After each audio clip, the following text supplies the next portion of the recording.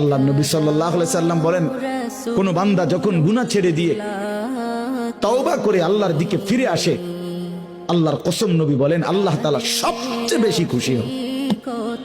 আশাদ্দু ফারাহান, আল্লাহ তাআলা সবচেয়ে বেশি খুশি হয় কখন?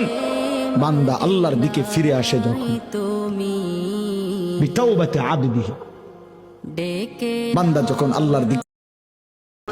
আউযু বিকালিমাতিল্লাহিত তাম্মা মিন কুল্লি শাইতানিন ওয়া হাম্মা ওয়া মিন কুল্লি আইনিন লাম।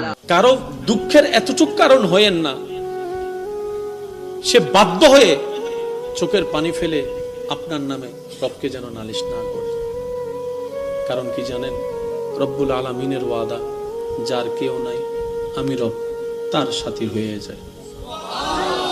যে বান্দাকে সবাই বেসাহারা করে দেয়, আমি রব তাকে সাহারার ব্যবস্থা করে দিই।